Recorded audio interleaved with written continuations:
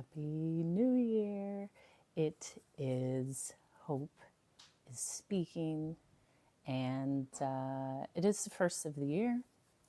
It has been about 2 weeks since I've been live. Therefore, I know everyone is so happy to see me. I saw one of my favorite hopefuls send me a message, and I'm excited because my hopefuls always quickly join in to the live. Hi, Yassine. I'm happy to see you. I always love that when I come live, there's people, I think some of the hopefuls have notifications because as soon as I go live, I see you guys come into the room. So thank you for having your notifications on. And it would be helpful because I don't have a scheduled time that I just come on. I come on when I feel inspired. And I haven't been on since about mid-December. So in this regard, it's almost a welcome back.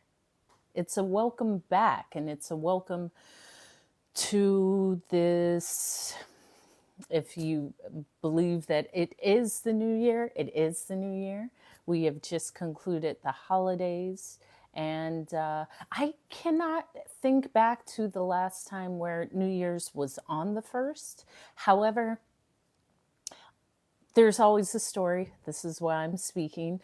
I have most of the time been on the go, and New Year's isn't something that I would set aside to celebrate. There were several years where I was somewhere for New Year's and then I just stopped. So having New Year's on the 1st, it's like it means business. I saw someone who had made some content that said New Year's being on the 1st means let's go. This means business. So in that regard, yes, it's all about meaning business right now.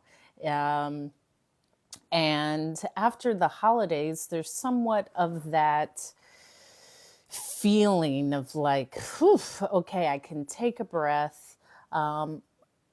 Several people have been with family, and that has its own elements that have either comfort or discomfort. I'm learning in this whole process because for the bulk of my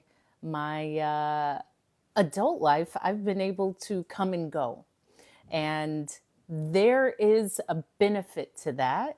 And then there's the side of growth where you just have to stay. You have to stay and work it out, or you have to stay and sort out your feelings. It's just been a different experience completely this final month of the year. And now, thank you for liking the live, The Last Spirit. And now I'm back. So I entitled this live Grief, Growth, and Gratitude. Yeah, thank you, thank you, thank you, because I'm in that space now and experiencing. Thank you, thank you, thank you. I really appreciate you sending the Happy New Year to me. Thank you, Sam, for liking the live, as well as the live spirit, the Last Spirit. Thank you for liking the live. Continue to like the live because, as you know, I'm typically on every day, or at least during the weekdays, and I haven't been on. Yeah, that's why I came to update with. That's why I came to update with, and everyone is always okay.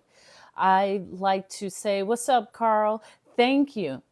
Yeah, gloomy. Is that because where you are now, has it been overcast? Because, yeah, it's just been an interesting time.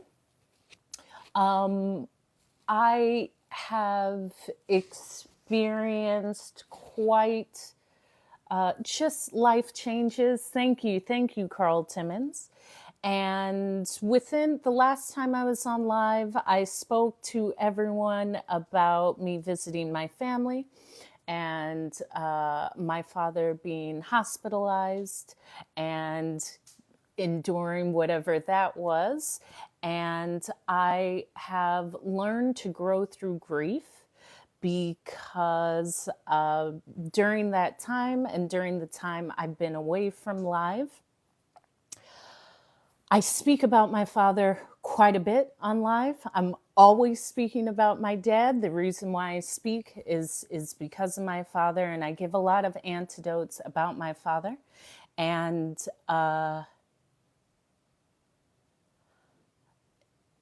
now I'm in a space of learning through grief, because I won't say I lost. I haven't lost anything. My father did transition. Thank you. My father did transition over the holiday, which is a experience. And being an adult child, his adult child, now at 40, going through this experience of having my parent transition, and that's okay. Let me call everyone in and not call them out. I haven't lost anything. I haven't lost anything. And I'm seeing in this time of this transition. Thank you, Last Spirit. Thank you, Yassine. Thank you for everyone who are giving their condolences. It's nothing that I've lost. It's only what I have gained, and here's why. Being the positive person, I'm sitting back and examining the death of my father, and I even say it in that way because it's a physical thing that's no longer accessible to me. I can not just come home and sit and speak to my father. However, I still have that connection. And I also believe I am open. Thank you. I am open to knowing that I have another angel or helper or whatever you want to label that in a different place that's helping me. Yes, Stephen, I understand. It hasn't been a week for me. I think it's just been under a week. So I'm still somewhat in, there's 7 stages of grief. However, the last time, what's up, TED Speaker Gang? That's right, gang, gang, gang. That's right. See, with all of these things, even with my TED Talk, a lot of these things stemmed from my father. My ability, no, we had decided to go into hospice, but the day before he actually transitioned. And yeah, I have full communication with him. So it's, as I said, it's not a loss. And what I'm learning, because especially in Western society, we don't speak about grief. We don't speak about death. We don't speak about just what death brings. Hello, Danielle. And it's not a comfortable thing. We're all here to support each other. So thank you about that. Thank you. Look at all this love. Everybody, all 400 people. Thank you. I love you too. What I'm learning, and I'm not going to say the loss of my father. I'll say either the transition or the death of my father. What I've learned is the beauty of what he built and the beauty of family. And as you know, I'm one of 5 girls, and all of my sisters have been in the same location, helped to support my mom. And that support, especially when someone dies. Exactly. It was at 7 people. I started talking about my dad and it shot up. Yeah, I have a good foundation. And in that, grief is difficult. Yes, I am the celebration of his life. And this is beyond me speaking positively. I can say I experienced this beautiful life, 40 years with my father. It was not a uncomfortable experience for him. Here's the other thing. What's up? What's up, Nisha, the nurse? Yeah, everything's always growth. Nice to read your compliments on the screen too. As I'm learning and going through this experience, support is always helpful. It's always helpful. Thank you, Carl. In addition, just number one, knowing the tools. If you got to cry, cry. If you got to journal, journal. If you're upset, there's so many things that we suppress and or we're confused about, or we don't allow to come out, or we don't even know how to feel, how to identify, how to process an emotion, how to let it to feel it and to release it. Thank you for liking the live, and thank you for sharing the live. Continue to like and the live. And the difficulty, it is tough. It's a tough, it's just difficult because, what's up, Jerome? No one, you're not taught how to grieve, especially in Western society. And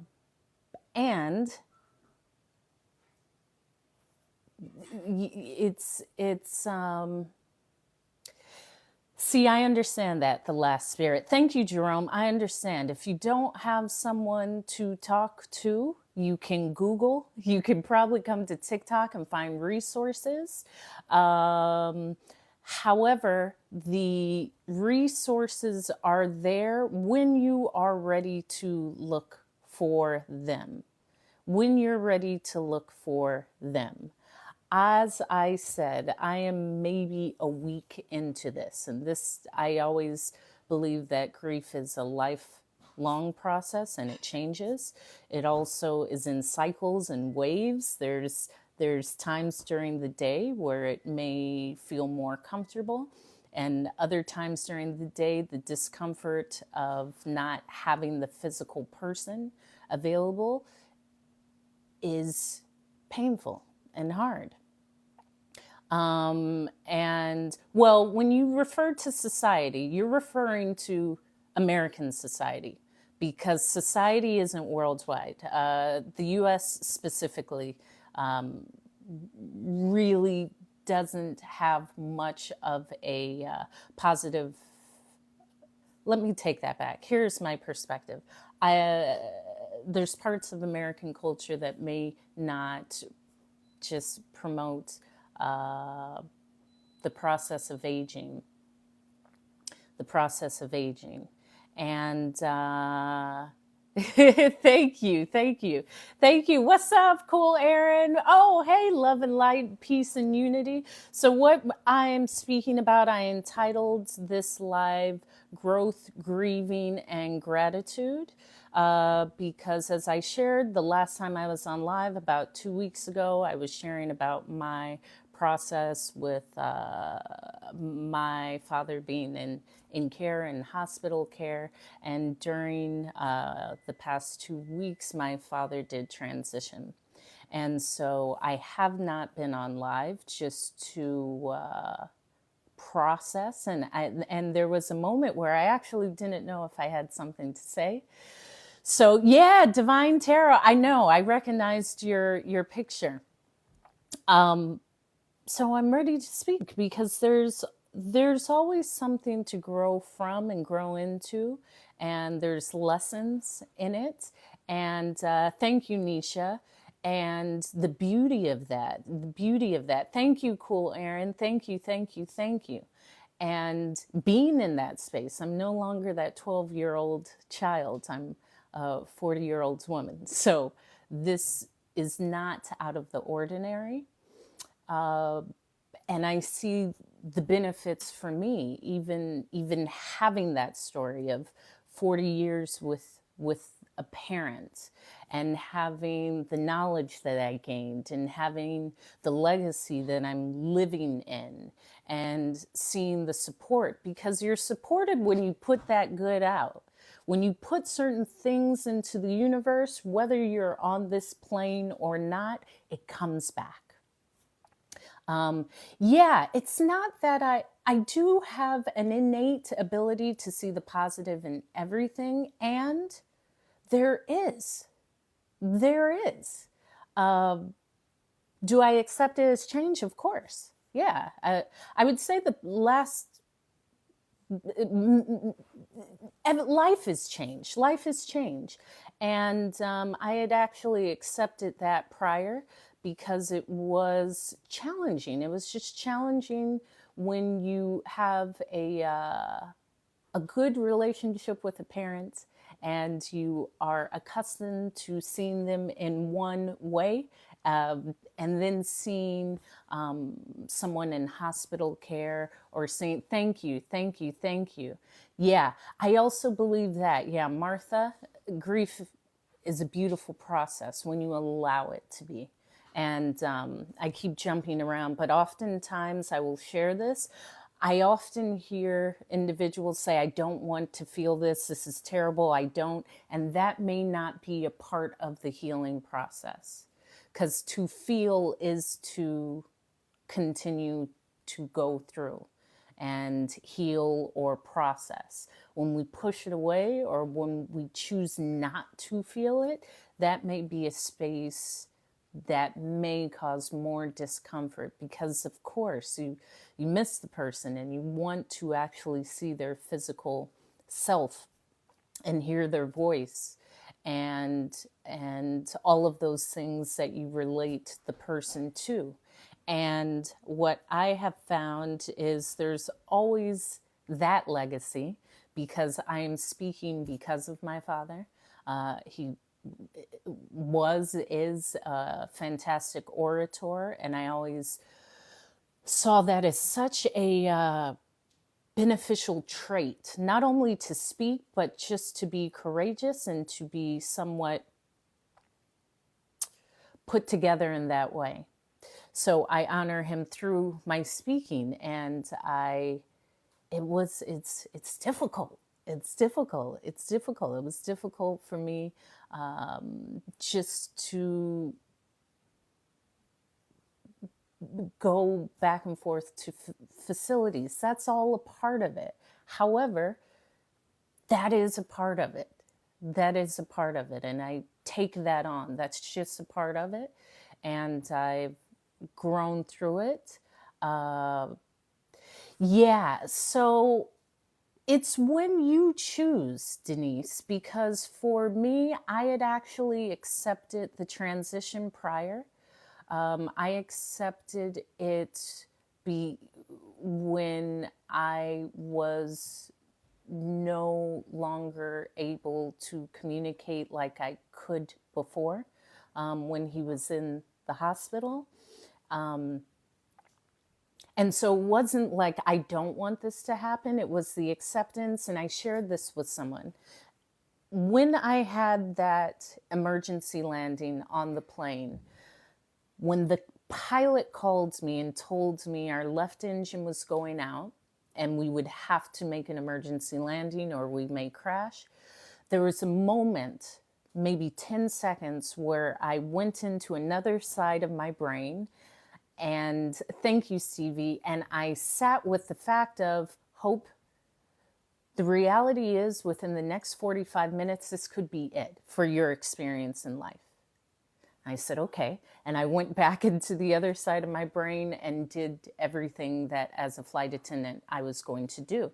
That was the same thought with the progression of just my father being in hospital care. There was a moment where I accepted it. I accepted that death was imminent. I just accepted it. And it's courageous. And that's all I will say about that. It's courageous. And it's also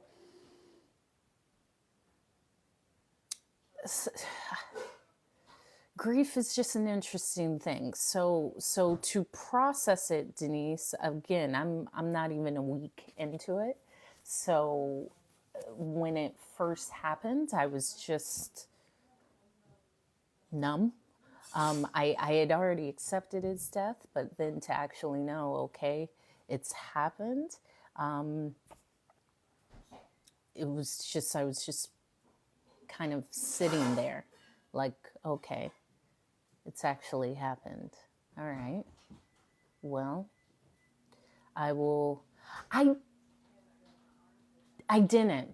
I didn't. I did not. Yeah, yeah, yeah. But I accepted his death prior to him transitioning. So I did not cry because I was a strength for my mother. And that was something. Yeah, this is why I live this way. Here's the other thing, I live like I know I will transition. I'm not afraid. And I purposely live this way. When I left flying to become a speaker, it was, what's the other option? Because I don't actually like what I'm doing anymore. And I believe I'm here to live fully and abundantly. And so to stay doing something that no longer served me isn't living fully. So yes, there was a space of just frozenness or numbness, or your body is in shock. I mean, everything that the body processes during grief is immense. So I'm aware of that. I have great tools and stillness. Yeah, a lot of stillness, a lot of just being outside. If there's an expression of tears, then it's tears. If there's anger, there's a lot that I write down. And it comes in waves. It comes in waves, and it's still very new. So I would just suggest allowing. There is no wrong or right way to grieve. The process, yeah, journaling is extremely helpful. Dancing is helpful. For me, movement is helpful. Going for walks is helpful. The cold plunges are helpful. Sometimes not doing anything is helpful. A cup of tea is helpful. Laughing is helpful. There's all of that, and it changes in the moment. However, because I have such a support system, it is even more helpful. And this is really new for us all. The death of a parent, especially I speak about my father often. I had mentioned to a friend, I feel really different now because physically, I'm without that man that was either the first man that you fell in love with or the first man that broke your heart. My father, I love and loved and fell deeply in love. He was like the best ever. And full transparency, being in a space of now I'm without that was somewhat daunting and somewhat freeing. And knowing I'm at that stage now. I'm at that stage now. Thank you, Marquita. Thank you, thank you, thank you. So here's the other thing. I'm tough, and I keep saying I am tough, and I will process, and I am soft, and I can cry, and it can be difficult because I shared with you, I was in the hospital, the ICU with my father on my birthday. And we had a lot of different peaks and valleys during this past month. And then, this just happened. This just happened. This happened. My father died on the 28th. So it's very new. But it got to a point, and I'll be as transparent as possible. My father had spoken to us about his comfort of life and him saying, which is, I would recommend anyone to speak to their family members and loved ones about this. He had always said, if I have to just be on life support, take me off. That's not living. That's not life. And I feel that same way too. And we all knew that. And this is the beauty. I have to say, my family drives me crazy. And we have been really supportive and helpful in this way because I'm one of 5 girls and we were all here. And it's almost like this healing home of feminine wisdom and power to support my mom, to support each other. I had shared, I have a sister that lives in New York City who is here. I have a sister that lives in Charlotte who was here. She'll be back for the services. And we're all here and to help and to support. And I really feel it's almost like this sacred right of some sort because all of the women are now in our childhood home just helping each other and supporting, especially with my mother, because we are doing more of the talking. And some of the days I say, I can't. There was a day just a few days ago, making all of the plans and getting things together. I just said, today isn't it for me. Like it just hearing all of this and obituary and all of that. Okay, yeah. Today, I'm going to step away. And having the support for that. I don't understand, David. Will the circle be unbroken? So the grief of losing anyone. And within the past maybe 5 years, I've had a few different transitions or losses. I don't really use the word loss because I haven't lost anything. It's only what I've gained. Yes, I don't have the physical presence, but I didn't lose my father. The wisdom, everything is within me. It lives on. I'm a part of it. So I'm finding myself not correcting people because this is typically what it says. Sorry for your loss. All I have is gain. The only thing that I do not have present is the physical form. But looking at pictures, and I was seeing the last time we were all in Hawaii, or when we traveled here or traveled there, and we would go to a lot of museums as kids, I have those memories. I have all of these great stories to build upon. I have my voice. And I even questioned like, what is there to speak about? I have a lot to speak about. I'm now a person who's grieving the loss of a parent and what I'm learning through that, and the beauty of the strength in that, and the beauty of the softness, and the beauty of the tears, and the beauty of the memories, and the beauty of the whole experience in life. And what I shared with my mother was, here's a joke. Okay, this is funny. This is for the ladies.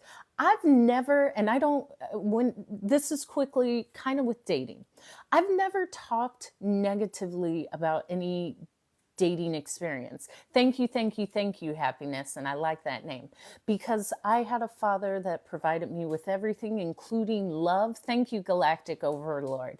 Love and a great example of what I want a man to be. He also made me really smart. Like, I'm really sharp. I'm beautiful and sharp. I'm like really, really magnetic. What's up, handsome? So even with the death of my father being, 6 days out, I don't even know if it was 6 days now. I think it's 5 days. It's been less than a week that my father died.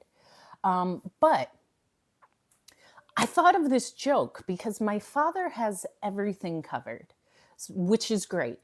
A lot of times, anyone who's in the US, when they lose someone, they got to do a car wash or they got to put up a GoFundMe. That was not the case. And I said, that's so beautiful. I can't talk to a, again, this is a joke. Thank you, handsome. This is a joke. I've never had a guy not say, I'm not going to pay for dinner. But now, if anyone did, which they won't because I don't attract those, it, I got a father that didn't even allow me to pay for his funeral or services. Ain't no way that I'm going half on a dinner. Like, that was hilarious to me. I know it's kind of a dark humor, but it was hilarious. Even the beauty of that, like, it's difficult enough with the loss of someone, but exactly, Marquita. I've never had that. Here's the other thing. I've never had anyone, I've never even had that question. But now that would probably be the response. Like, the main man in my life didn't even allow me to pay for his services. Why would I pay for a meal? But that goes, that you see where my mind goes to in these times. So that is comforting. There's a lot of things that I'm gaining perspective on, even that planning. And I shared with my mom, even the whole time while he was in the hospital, there was no choice that had to be made because of cost. You know how difficult that is if you're already hurting because of a loved one being hospitalized, and a doctor, only in the US, because we're the only place that does this, would come and say, hey, your family member needs this surgery. It'll be this much. Can you do it? And if you don't have it, no, we can't. These are things that I'm grateful for. Yes, this has been extremely difficult. It was extremely difficult. It was difficult for me just to use my voice at times. I'm learning I'm no longer that little kid.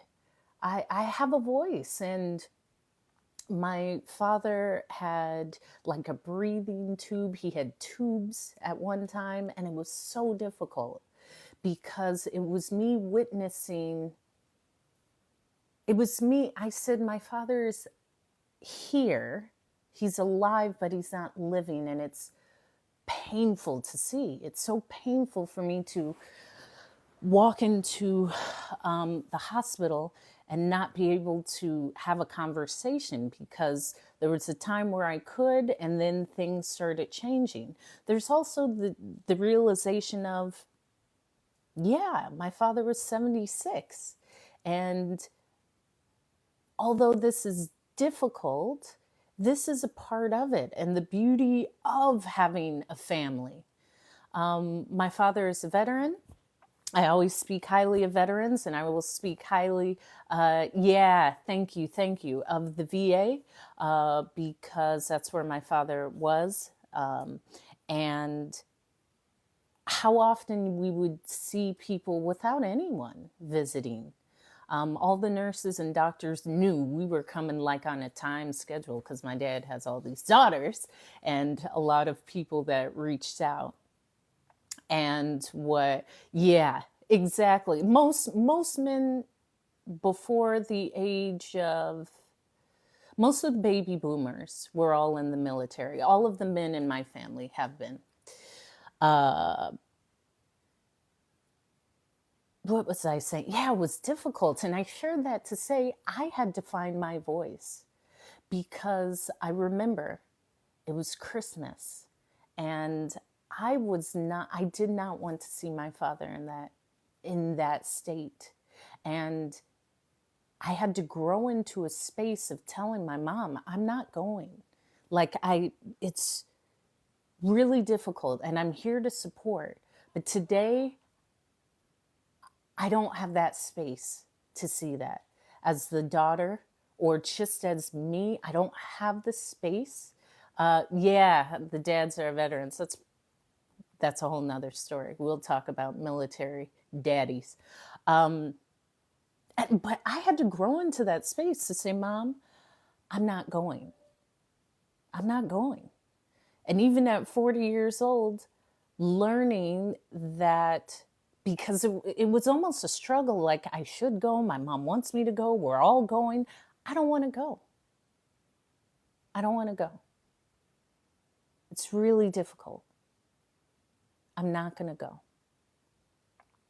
And standing in that, just in as the child saying that, because the pushback is, well, you should go. Well, it is Christmas. It is your father. All of these things, which I completely understand. And I'm sharing this story because this was something that I learned in honoring my voice. And all things can be true, and I can honor my voice and what I feel. And checking in with yourself, because we all took this difficult. It's hard. And I don't know if I have the extra layer, because I was there for my birthday and then Christmas, all of these dates, which I don't really celebrate the holidays, so they don't mean as much, but they could. I'm learning a lot since the physical death of my father, and that loneliness of like, wow, okay. Thank you. Oh, thank you, Carl. Thank you. And looking through things, I was looking through my dad's yearbook and seeing the messages that they wrote him, and if I'm going to speak at the services, there's a lot. Here's the other thing. For anyone who's grieving, there is no wrong or right way to do it, and you can do whatever you want. You can do whatever you want, meaning you don't have to feel anything. You don't have to show up in any way. You don't have to do anything. And I'm seeing certain traits that I have stepped out of. Because when I started this live, I shared, since the age of 22, I've been able to go and come as I please, because being a flight attendant, and after I left home, I would come back for every holiday and like my parents' birthdays, and I would come back home probably 4 times a year, if not more. But this is no longer me. And I see traits that no longer are within me. I do not give of myself to where I'm completely depleted, especially in times where there's a lot of processing. Check in with yourself. I also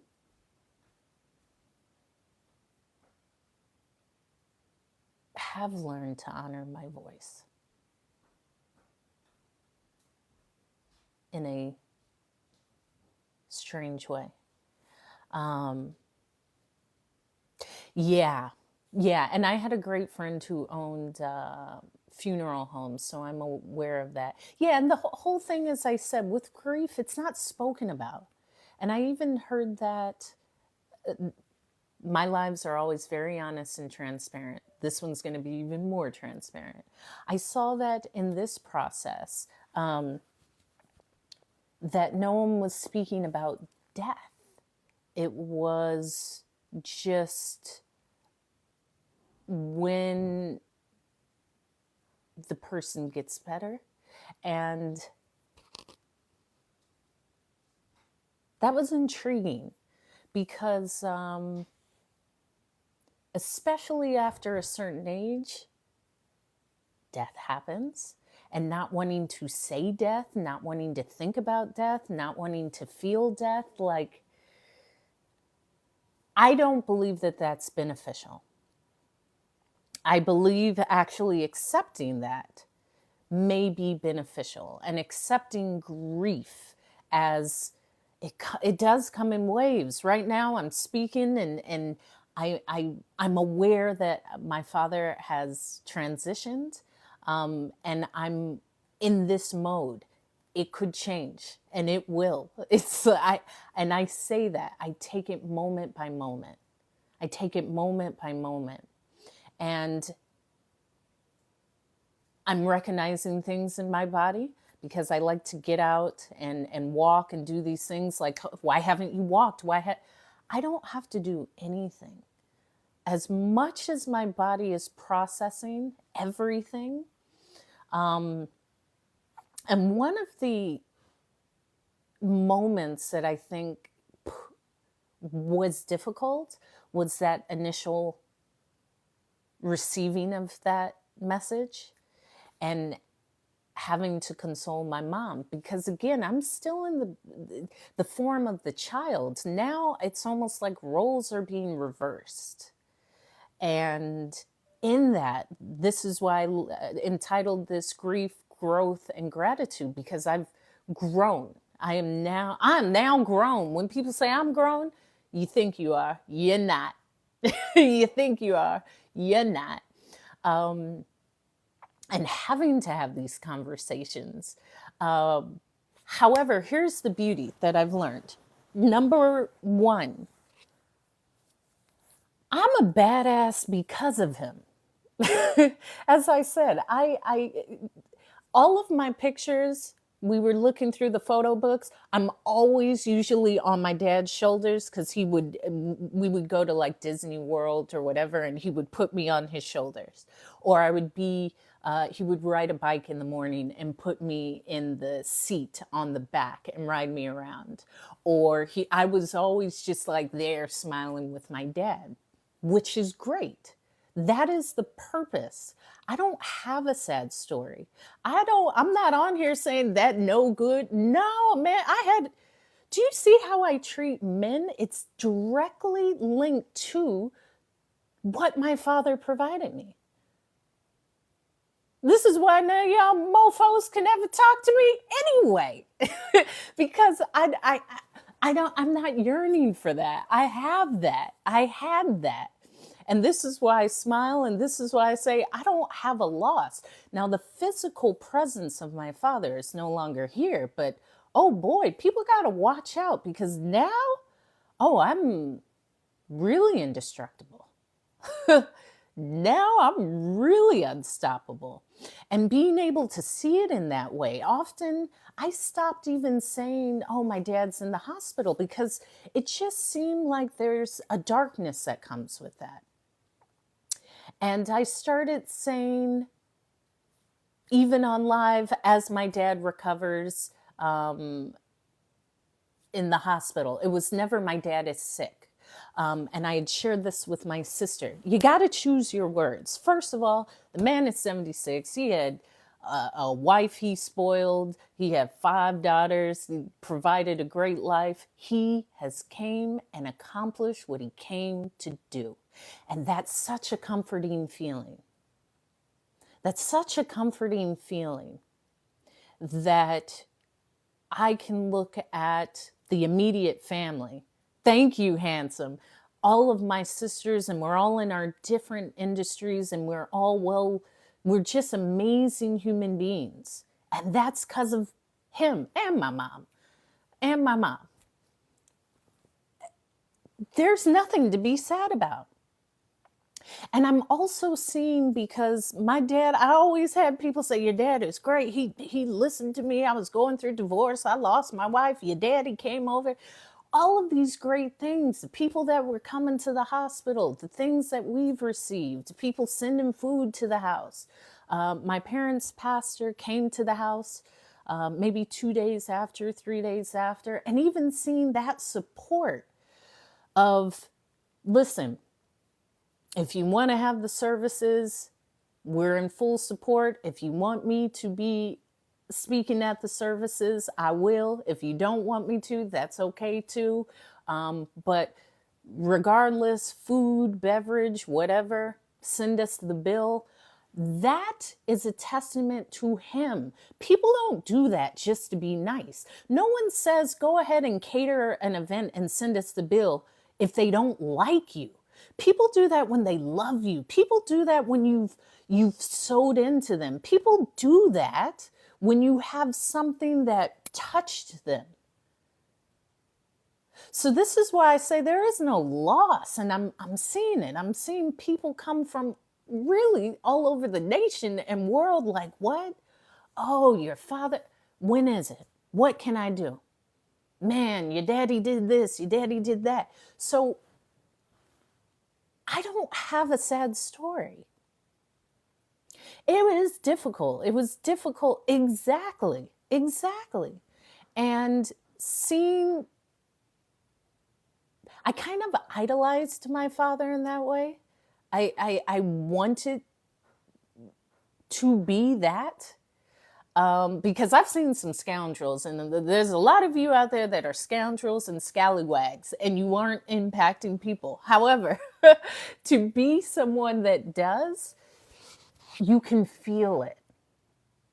And even the difficulty of seeing him transition and seeing him not be able to speak in the tubes and being in the hospital, that is what it is. That's a part of it. I allowed myself to just sit in that discomfort to really feel that. As a speaker, really as a creator, and now I say just as Hope, I got to feel this because that's where my words come from. And when he died, I said, I don't even know if I got to give myself time because I don't know where these words are coming from right now. I don't know if this is still my chosen path. It's all of that. And this is still the part of grief. Grief is lifelong. And just the beauty and the support and the beauty and the outpouring of love and the beauty and all of that, because then there's the planning for the services. And then what I was told after the planning is when it kind of hits. Because as I said, my father has only been dead maybe 6 days. Yeah, and grief is so many stages, and this is lifelong. This is my father. This isn't, even when my cat died, that was pretty terrible. Pets, any death, it impacts us. And it's just a new stage. It's a new everything. And the beauty in the support, the beauty in what I'm learning about myself, because I knew my father, and seeing people come from the woodwork and share stories, which I almost expected, but to see it is comforting. And also, even in this transition of the new year, it was like, okay, I'm going into this year with another angel or someone on that side and not in the physical form. And me and all of my sisters were at my parents' house, and it's all of it. It's all of it. Being able to sit in these feelings. I don't get to fly away. And the beauty in that. And I feel so grateful. I'm grateful that the ease of the transition. You know, I'm very aware, especially in the US, how difficult and how much of a cost a dying family member can be. Yeah, you would have to define close. Yeah, I see and speak to my sisters. However, they're my sisters. So sure. What close, like, do we cuddle up and tell each other secrets? Maybe some, not all. I don't know. It depends on the day, girl. Marquita, it depends on the day. But right now we have banded together, all 5 of us. And that is interesting. This could be a reality show, like the 5 sisters. Oh, yeah. Well, yeah, the oldest. Yeah. I am not. There's 1 younger than me and then 3 older than me. Making all of the arrangements for the services and what's going to be done and all of this. that can be daunting. However, we're all on the same page. There is no knockdown, drag out fights, which is beautiful. And on a personal level, I feel proud that I am that legacy of him.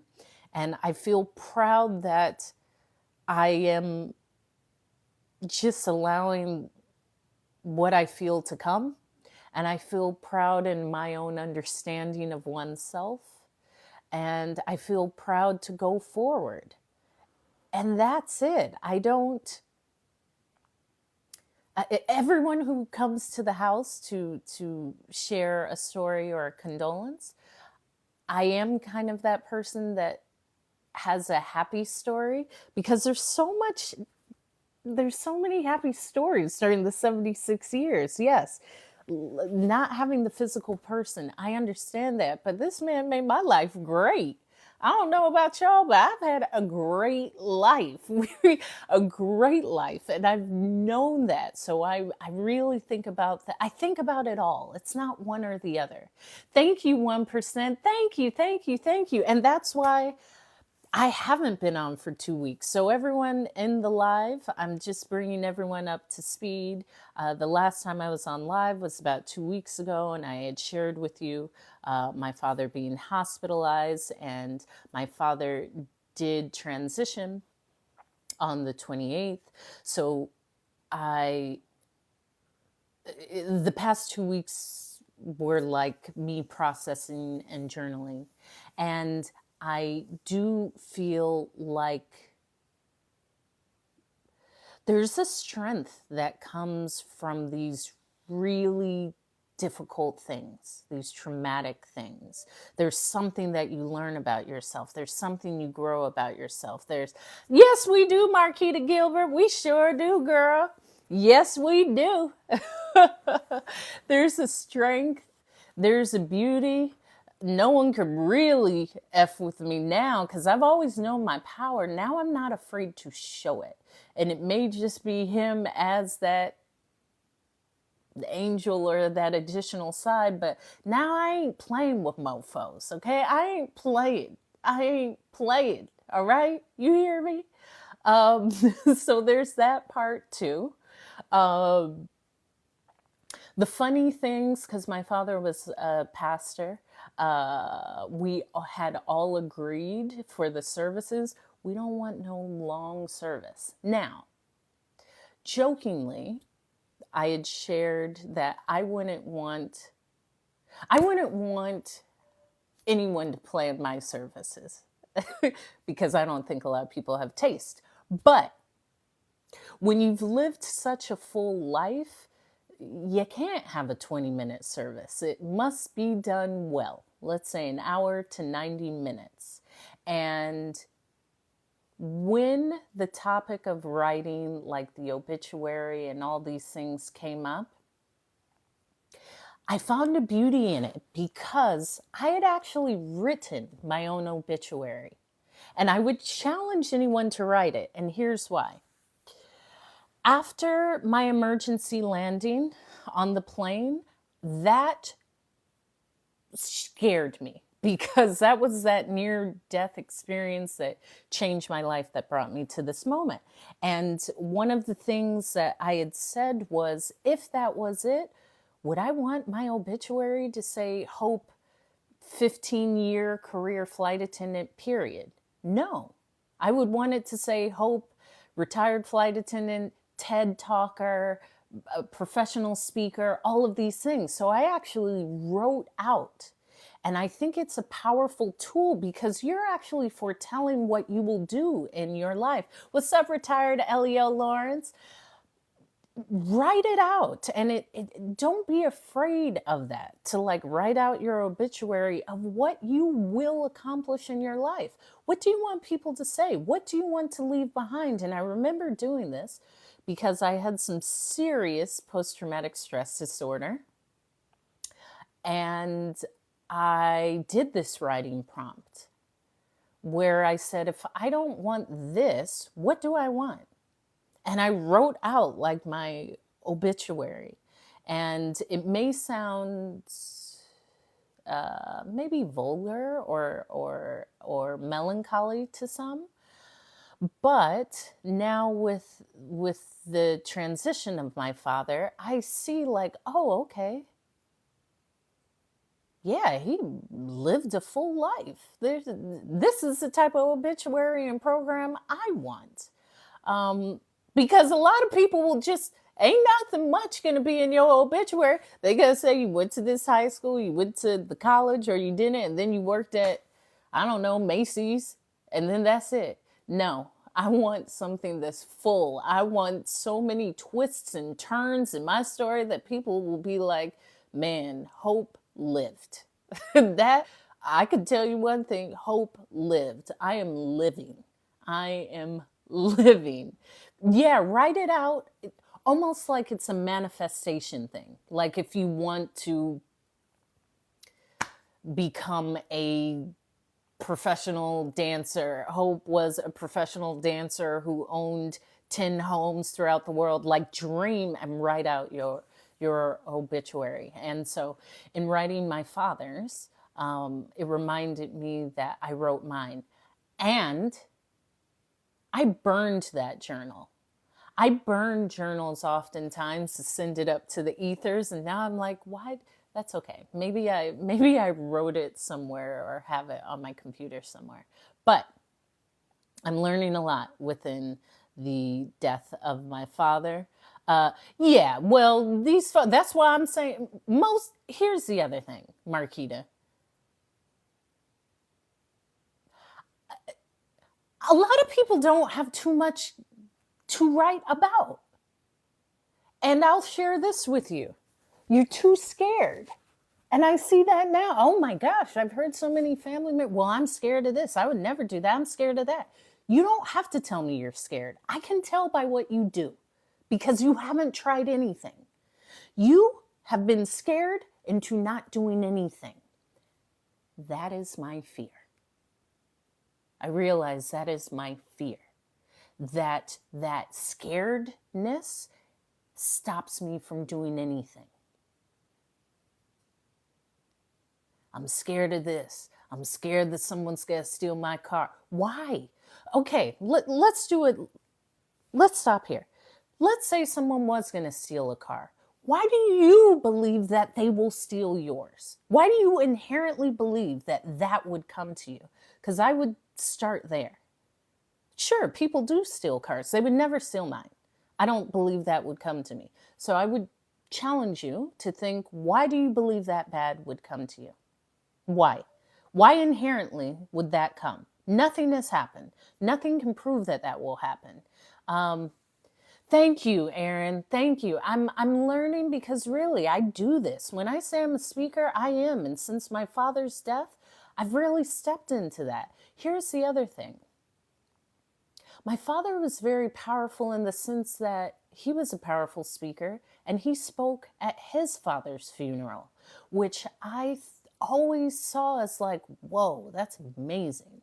I want to do that. Okay, Hope, do you really want to do that? Because here you go. The amount of presence and courage it would take to do this, which I am doing, has already birthed something different. Yeah, thank you. And I ain't playing with mofos no more. I'm really not playing. I'm just here to speak about what I've learned. I've learned that I have been raised in a very traditional household. Marquita, I'm going to be making you laugh a lot. Very traditional in the sense that my father worked, my mother never worked. My mother was always taken care of, always had a beautiful home, created a beautiful home, would cook delicious meals for us, comb all our hair. We got a bunch of hair, and presented such a beautiful home experience. And I internalized some of this. And I know that as me seeing this, I internalize that that is what I should do. Until I understand that I can choose that, I don't have to do that. And I'm sharing this because I believe sometimes as women, we just abandon ourselves for the comfort of others. And I'm learning in this moment, I refuse to do that. I refuse to abandon myself for the comfort of someone else. And how powerful that is, and what that means for others. Because for me, that means I got to check in and see, what is Hope right now? How is Hope feeling right now? Does Hope have the space for this? Do I have the capacity for this? Am I even out of the fog to approach this? And I said approach, not deal. Because I heard someone in my family say, we got to deal with it. I don't deal with anything. I will approach things. I will take on things, but I don't have to deal with anything. And even the definition of that changes how it affects me. I'm approaching something. I'm not dealing with it. I'm not just getting it done. I am taking the space and the time to put my full energy into this. And if I check in and find that I'm not in that space, then I will not at that time. And that is perfectly okay. And that is honoring myself. That is honoring myself. I am no longer in a space of abandoning me for the comfort of someone else. And with speaking now, there's a lot more that I will speak about, because I know now that I was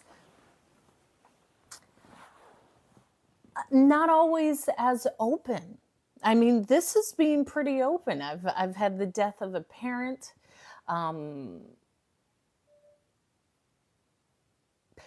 I am in a new space, and I often say my age because when I started speaking professionally, I thought it was just for women. I thought I was just going to speak towards young women.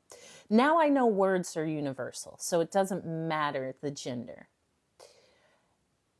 And I have lived. So to encourage means to be transparent, and to be transparent is to share truth, and to share truth is wisdom, and wisdom is what we need. That's what I gained from my father. And this is why I smile. This is why there are moments, trust me, where it is very tough, and I sit in it. I learned that from my therapist, to not run from it, to not question it, to not say, why am I? No, it's for you to feel. Your father just died. Thank you, Marquita. You are in this. All of this is what it is. And what I'm birthing into myself is really beautiful. And I just have felt an incredible sense of renewal, and an incredible sense of really strength, resilience, and power. And not strength like don't cry, like strength like, whoa, okay, you really are seeing your strength. I've had people say, thank you 1% for sharing it. Like, Hope, you are strong. And I know it. Trust me. I know it. I'm feeling it now. I'm embodying it now. And it's the beauty of what my father gave to me. He never said you're strong enough to do this, but you're not strong enough to do that. No. He built me to be without him. And I saw something, a content creator say, that a parent's role is to raise you that you don't need them. Not raise you so you only need them. I need you for this. I need you for that. I can't fit. Nah, especially my father, built me for this world. There's nothing that I encounter that I say that is not for me. There's nothing. And even with the death of my father and seeing he was a Vietnam veteran, he was born and raised in LA, and LA can be a difficult place, I think, especially during those times. All of these things that he's accomplished, that is me. So, yes, there's tears and there's a beauty in, like, whoa, this person came and did what they intended on doing. Keep it going. Hope. Now the torch is on to you. Keep it going. Keep it going. It's all of that. There's sadness and there's, oh, I just got another armor. I just received another medal. Oh, okay, the world really has something to reckon with within hope now. You got to keep it going. I have to speak even more. I did step away because, boy, it's been quite a time, especially this has all just happened during Christmas and all of this. Man, it has been something. And it's just another story. And I believe, with pleasure 1%, I believe that's all we have. And I say that our life is just a story we say about ourselves. What is the story you're saying? Ain't nobody love me? There's someone that did.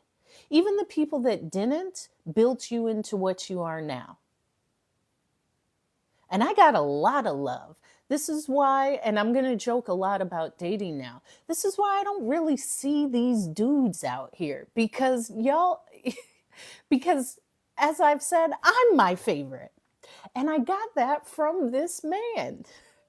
He poured into me so much so that it was never, I need to find that replacement or that masculine figure. I already got it. What do I need you for? I already got it. What do I need you? What? It's not that I need you. I want you in my life because you have either a great spirit or we get along, but I don't need you. In fact, the craziest part, I don't need anyone. And I remember being in the hospital with my sister, and this is right after they had put like a chest tube into my father. And I was there and he was looking, and every time I've learned so much in such a interesting way.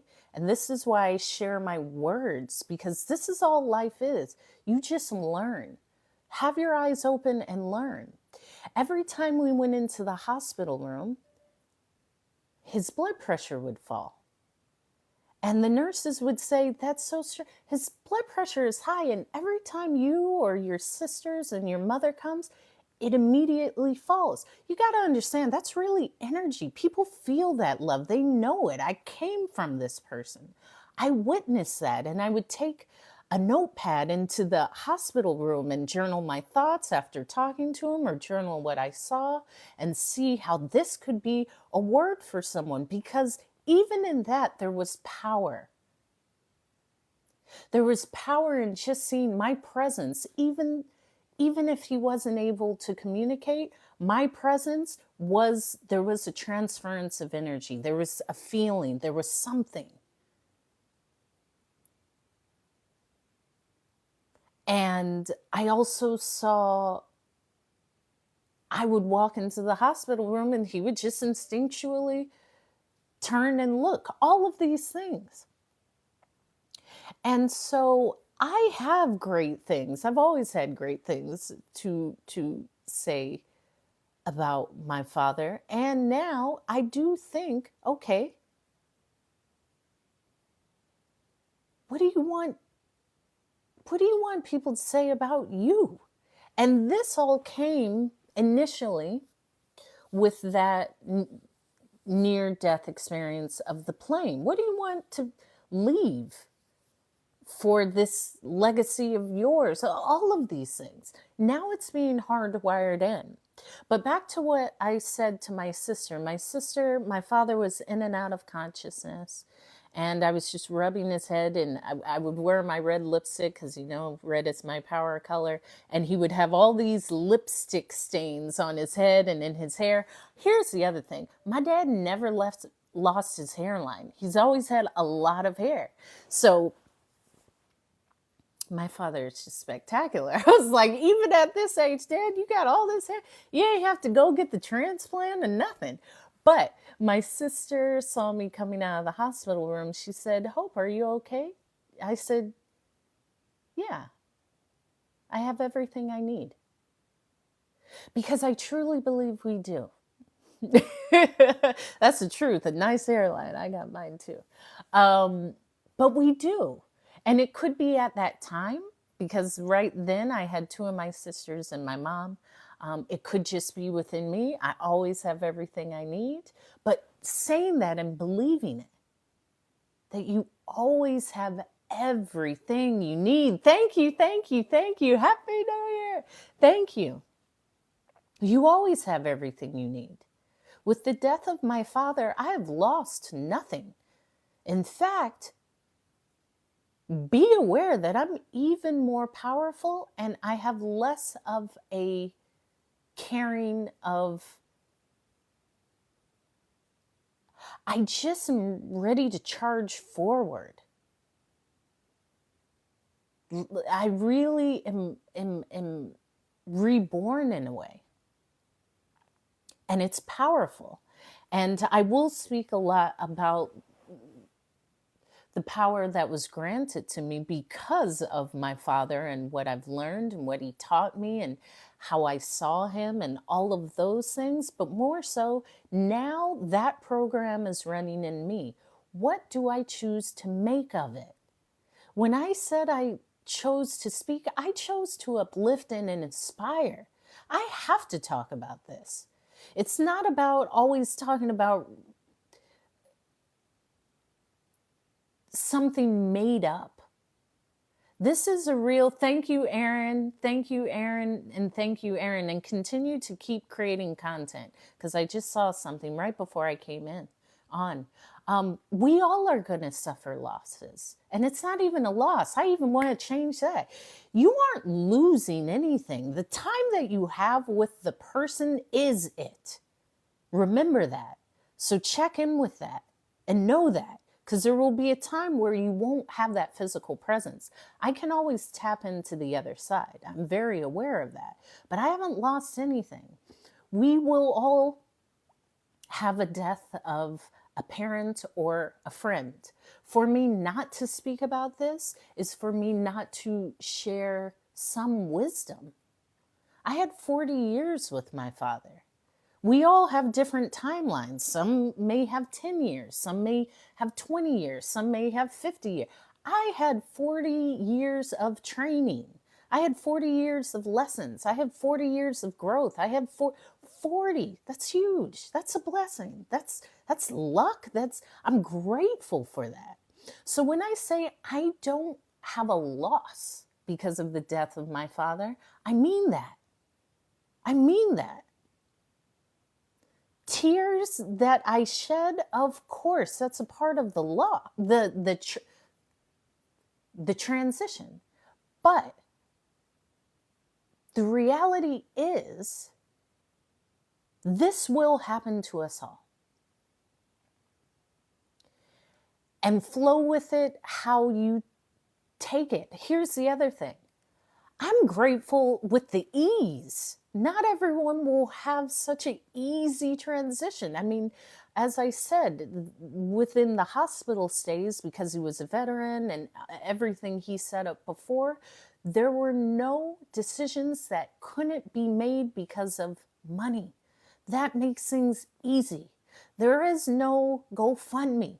There is no car wash. I'm grateful for that. That takes some forethought.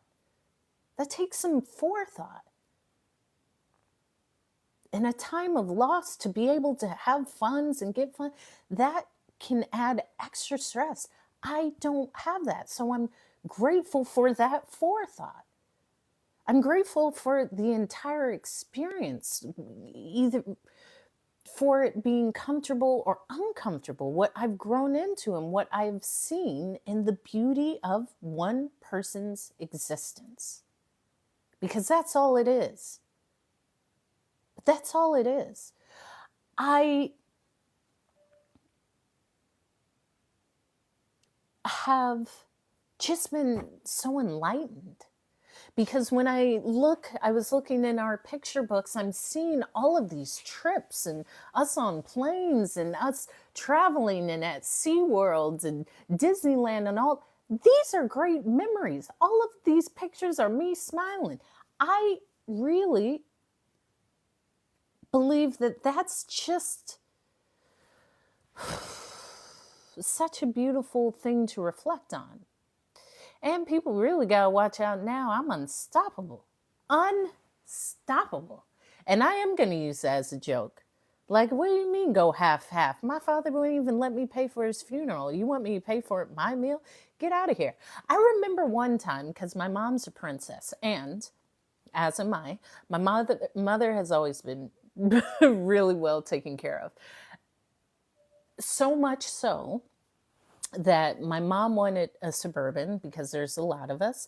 And my dad said, hey, dear, I found one and it's the right year and it's red. And my mom was like, I don't want red. I want blue. And he said, well, I have everything set up to buy it. And my mom was like, no, I want blue. So that's what I always saw. But I had asked my mom once, what would you do if you went out on a date and the gentleman said, I thought you were paying for our dinner? And my mom said she would just grab her purse and say, I'm sorry, I thought I was having dinner with a gentleman. Apparently not. And she said she would grab her purse and go. Here's the other thing. I only saw my two parents. And so my view with relationships is probably a bit skewed because I didn't see anyone outside of those two people. So I sit and listen a lot when there's individuals that the parent may have been dating or something. I didn't experience that. And my dad set such a high bar that, yeah, if you do it right, here's the example of kind of doing it right. Who your daughter brings home or doesn't. Because there is a lot of people I'd say, I can't bring you to the house. Are you crazy? Nah, sorry, dude. You know I can't introduce you to my dad. There's that part too. I knew, see, I think my parents this year were 46 years. There were certain things I knew wasn't going to be acceptable. That doesn't mean I didn't interact with the person. That just means I wouldn't bring them home. But as far as a partner, like a boyfriend, I'm meticulous about that. And when I say I have everything I need, I do. It's me. I'm very good with my life and my being. For a man to come into my life in a romantic level means I want you and we have shared interests and we have a common goal and we are transparent. There's a lot of things that I saw that if you're not used to it, it may be frightening. What the heck is this girl talking about? Transparency? What are we working towards? So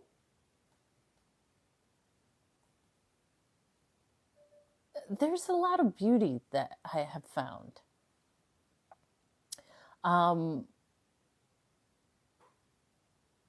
Checking in with myself, honoring myself, not just doing something because they want me to. I'm learning that now because as the person, I've always lived far away, either abroad or in far. I'm from originally California, but I was living on the East Coast, Hawaii, Europe. I didn't have to deal with really my parents, thank you, Zach Black, or my siblings in that regard. So being able to check in and say, no, I'm not going to do that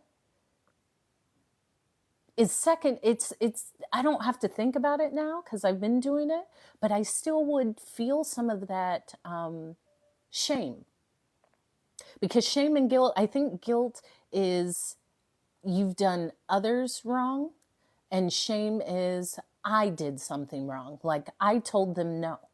I shouldn't have told my mom no. My mom deserves it. Actually, Hope, you checked in with yourself. That's okay.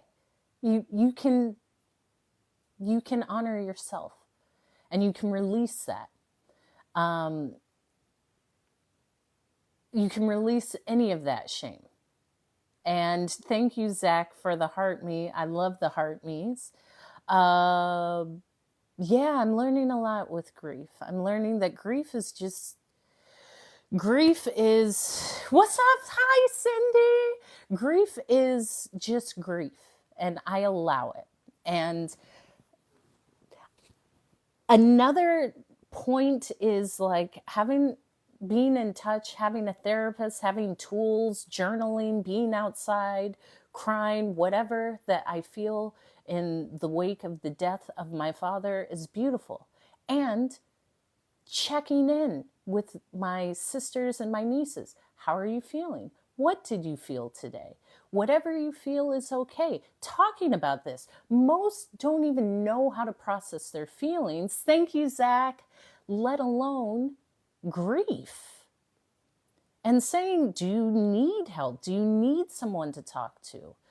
Do you know how to label your feelings? Do you know how to process your feelings? Like all of these conversations are being had, and it's progressive, because a lot of times you're just taught to like, this is what happens. Well, then what?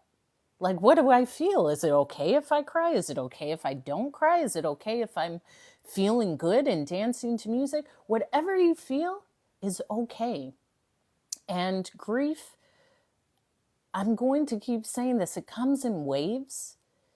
It comes in stages. It's lifelong. It changes. It's not something where you say this will be over in a month or two.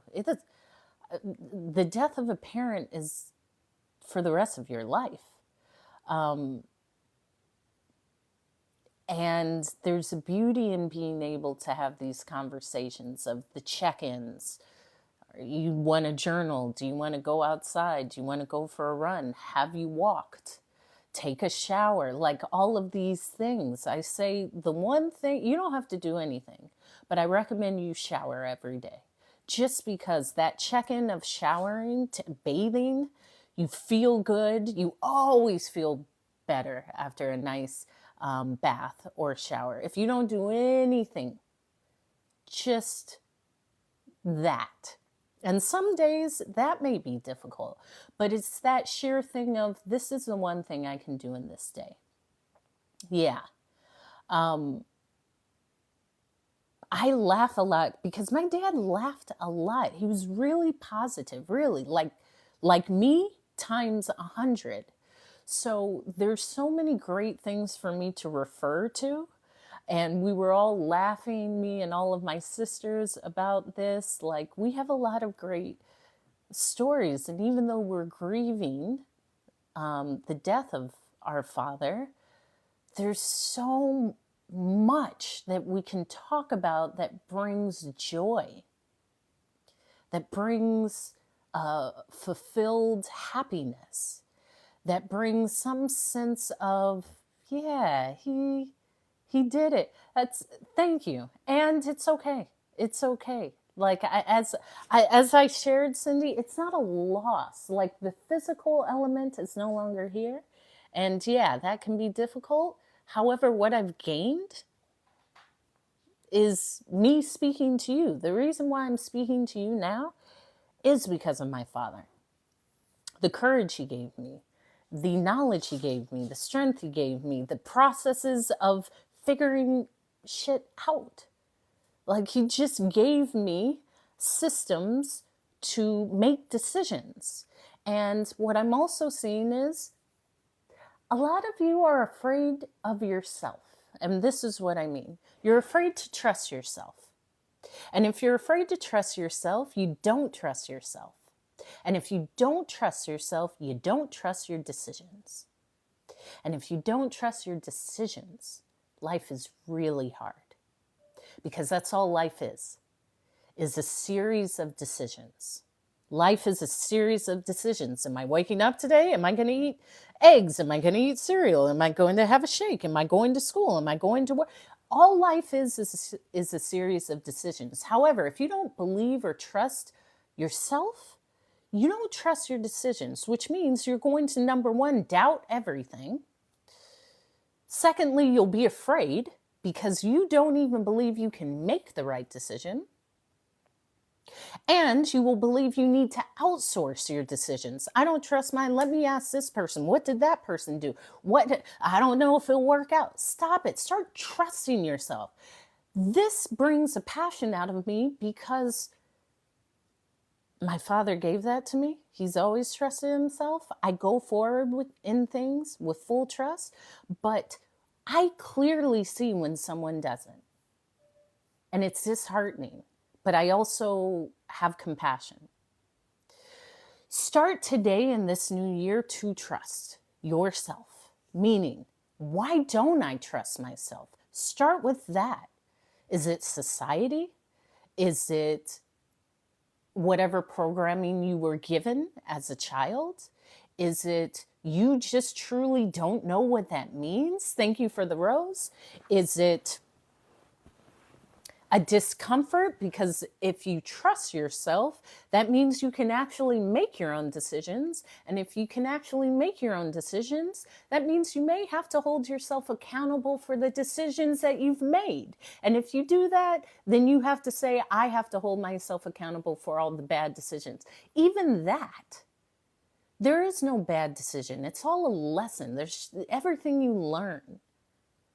Everything, I make every decision with full confidence.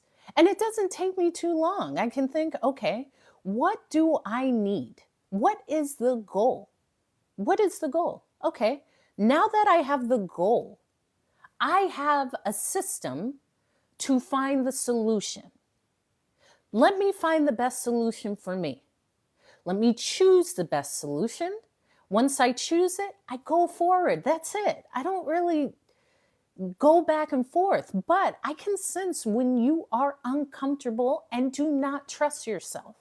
Trust yourself. Because if you trust in these other mofos, boy, oh boy, that is whack. I'm not going to trust someone that don't even trust themselves. They don't eat good. Here's the other thing. You ain't eat good food. You don't know how to pair your wine with your meals. You don't know a nice cashmere sweater. You haven't lived a great life. Why am I going to trust you? Why am I going to trust you? Matter of fact, looking at the decisions that you made, I'm better off just making my own decision. There's that too. Stop trusting these people that I have your best interests at heart. I don't care. I don't care. My decision is the best decision. What's up? Yes, Chris, I'm always happy. Yes. Smiling, sure. I've learned that. I've learned you got to be bold in life. I am bold. I'm very bold. I'm different. I'm sharing all of these things because I'm seeing them now. I'm different. I've lived away from my hometown for, I don't know, 20 years. And most of the time, a lot of that was traveling or abroad. I am completely different. And it was ostracizing. Thank you, Chris. It was ostracizing. And I started saying, I see why I'm different. I'm seeing why maybe people wouldn't like me. And I had to say, whoa, Hope, you got to check that. Where are these thoughts? Let me observe these, because that's coming from a lack of worthiness. You are what you are, and whatever you are is okay. We do not need to spiral into this self-despair line of thinking. And I refuse to. And it's kind of my positivity, but I'm able to see one of these negative thoughts will spiral you into a volume of negative thoughts. So I quickly allow myself to observe and say, okay, I can see that. And that's actually not true. I am actually okay with what and who I am. And that's the thought that I choose, not the opposite. I'm choosing to, and I'm cool as hell. First of all, here's the other thing. I am cool as hell. When people see me in my hometown, they're like, Hope, is that Hope? Because you don't know if it's me. My hair, I change my hair all the time. I'm usually in some different state or country. I've been bold. Why am I going to allow maybe thoughts of others to disparage myself, to knock myself down, to take away from the power of what I am in this moment? And that's the same for you. Your power is in you in every moment. And the power also comes from just stopping and saying, wait a minute. These thoughts aren't true. And matter of fact, I don't choose to have this anymore. I'm okay. I'm okay with who I am. I'm okay with my journey. And it's okay if someone isn't okay with me. It's that too.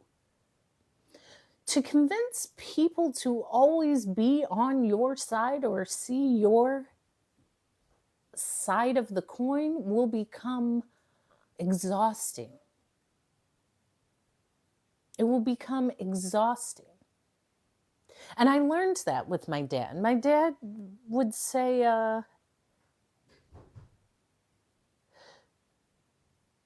life is about observing and adapting.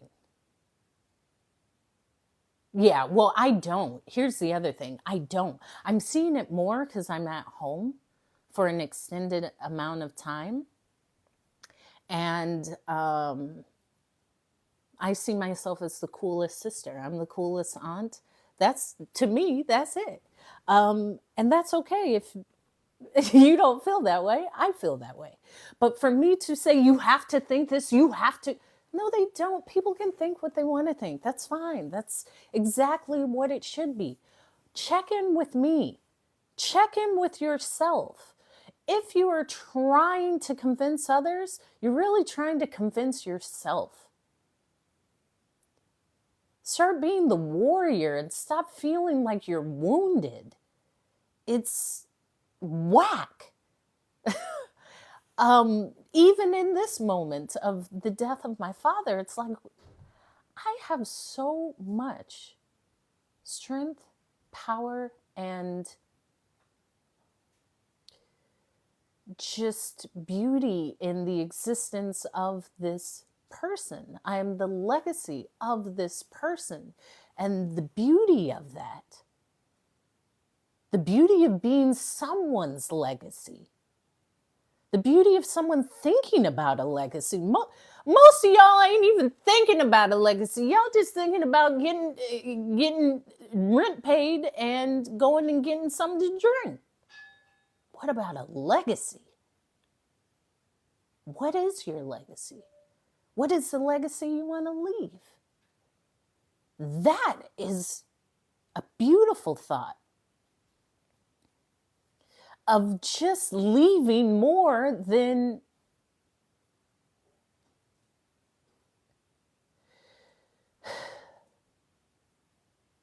what you came with.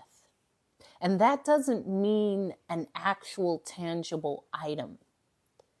That could be what you put out in the community, how you served others, how you served yourself, whatever it is. There's so many other things than the material that we can leave others or show others or give others or inspire others with. How are you doing that? Furthermore, how can you do that in this day? In this new year?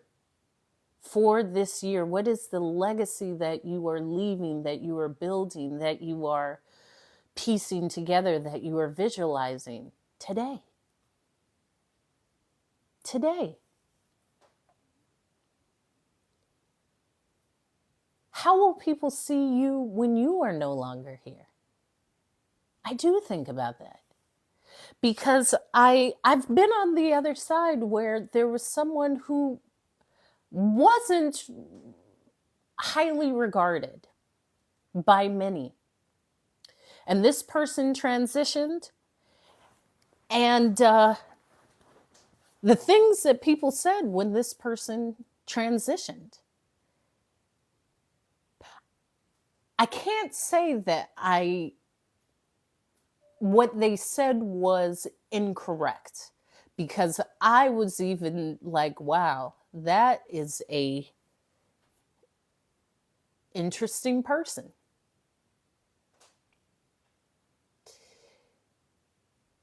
And it's not really catering to what people think about you. However, what is the chatter? Les Brown would say this. What is the chatter about you when you leave a room, let alone when you leave this universe?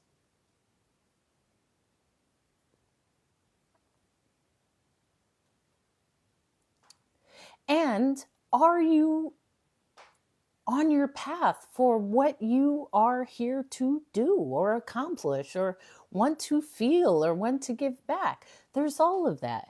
I find, especially with death, there's a contemplative side that can be powerfully moving. And I also believe everything can be used as a tool.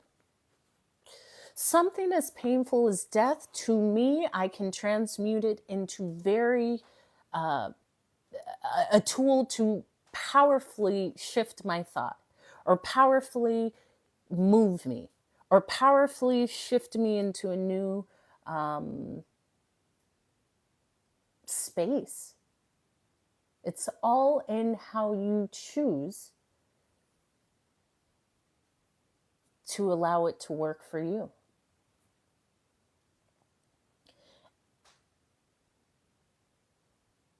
And yeah, I'm someone's legacy. But I always have been. We all are. We all are the legacy of those, most of, that we've never met. And we all do a little bit more than the previous. Some of us do a lot more than the previous, but we all do a little bit more. And the beauty in that, the beauty in, wow, they took it to here. They got me to here. This is where I started. If you look where they started, it was way back. You can't even see it. It was so far back. And knowing, wow, okay, so it is moving. There's incremental movement. You don't really see it. Change is incremental. Sometimes the generation present doesn't see that change. The changes that people fight for is often not seen in that generation. It's often seen for the generation behind, or maybe that following generation. But just knowing these things, because there's works that we can build in our lives. I shared about just honoring yourself, learning to check in for yourself, learning to say, you know what, that's not worthy of my energy and or time. Knowing, you know what, no, just no. I'm not ready. I don't have the space. I don't have the capacity. No. And I don't have to explain. No is no. The sheer beauty in just being someone else's support, I see the beauty in being the support for someone else. And for a man to leave that legacy and knowing that, hey, you can't even come talk to my daughter. That's the other thing. Knowing I've built something where, yeah, you can't even come. Yeah, yeah. There's beauty in that. I'll speak more about that too. Yeah. So you will see the smiles from hope. You will see. Whew, this was very transparent. Um, oh, here's another thing. People like funerals are interesting in the sense that they're almost funerals, weddings, sometimes graduations are these gathering spaces where you see everyone. Thank you, Marquita. That's what's up, Marquita. Wait a minute. I'm going to add you right now.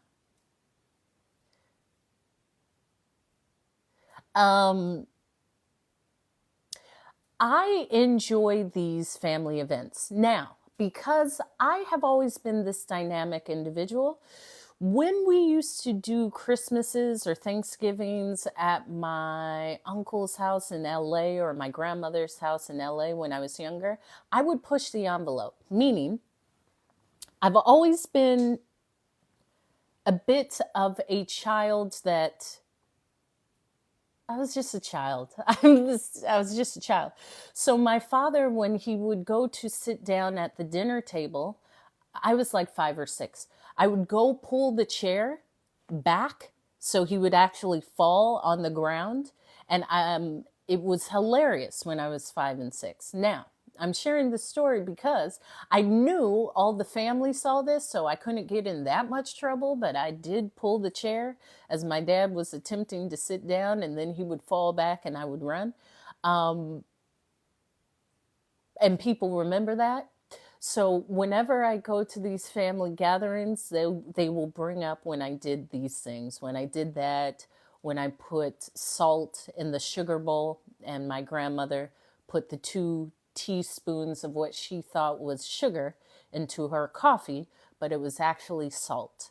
Uh, I don't know why I did these things. It just was in me. However, I'm actually looking forward to the gathering of the family because it's nice to have those check-ins. And it's nice when people see that you aren't that kid. So you can't, exactly, Marquita. You can't just say anything to me like I was that 6-year-old. And I get to test that out this time. Um, so these are the things that I see as funny and beautiful. Um, and it's a part of it. It is that beauty of life. What's up? Oh, thank you, thank you, thank you. Thank you for the New Year's blessings, Barna. And I wasn't sneaky because I would let you see me do it. But yeah, that's what this message. I'm grateful. I'm just grateful. I journal that every morning. I am grateful. I'm grateful for who I am in this moment. I am grateful for this day. I'm grateful for my father. I'm grateful for TikTok. I'm grateful. I'm just grateful. I am grieving, and that looks like what it looks like in that moment. I am growth in all forms. I have grown, it seems like overnight, but it's taken my whole life to do this. And there's a beauty in the growth. There's a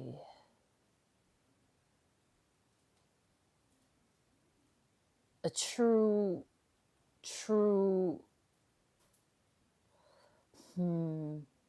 I will find the word for this growth, and I love it. I love this stage. Yeah, I like to say rambunctious. I was a kid. That's what kids do. They just do these types of things.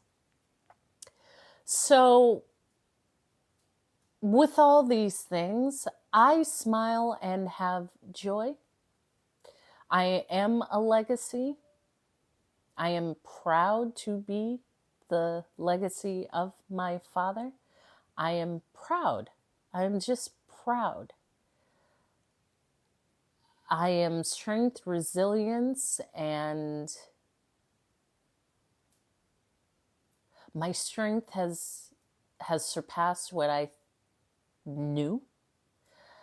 And I'm dangerous now. Listen, you gotta watch out for me. You gotta watch out for me. Got some wisdom, got some growth, got some gratitude. I'm unstoppable. So, yes, that's it. That's it. I love the hearts. Thank you, Marquita. So, I will be doing my lives every day now. It was Monday. I have been trying to go live for the past few days. I just don't I I don't force it. If it wasn't there, then I'm not there. However, it was there today, and it will be there tomorrow, and it will be there and be there and be there and be there. As I've said, all of my lives, including this one, I upload. That's right. The prettiest ones are the dangerous ones, okay? But you didn't hear that from me. Uh, I upload all of my lives as well as other content onto my YouTube, which is Hope is Speaking.